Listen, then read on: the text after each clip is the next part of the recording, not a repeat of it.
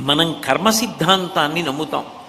ఒకరు ఏదైనా జీవితంలో పొందగలిగారు అంటే అది వారు పూర్వజన్మలో చేసుకున్నటువంటి పుణ్యము అని, ఎవరైనా ఒక దుఃఖాన్ని పొందితే అది పూర్వజన్మలో చేసుకున్న పాప ఫలితము అని నమ్ముతాం. అందుకే దేవీ భాగవతం చేస్తూ వ్యాస భగవానుడు ఒక మాట అంటాడు, కాలోహి బలవాన్ కర్త సతతం సుఖదుఃఖయో నరాణం పరతంత్రాణం పుణ్యపాపానుయోగత అంటాడు. కాలోహి బలవాన్ కర్త, కాలము అత్యంత బలమైనటువంటి స్వరూపం. బలవాన్ కర్త సతతం సుఖదుఃఖయో, అది ఎప్పుడూ దాని పని ఏమిటి అంటే సుఖదుఖములను చేస్తూ ఉంటుంది. అందరికీ సుఖాన్ని దుఃఖాన్ని ఇస్తూ ఉంటుంది. ఆ కాలంలోనే ఒక వ్యక్తి బాధపడుతూ ఉంటాడు, ఆ కాలంలోనే ఒక వ్యక్తి సంతోషంగా ఉంటాడు.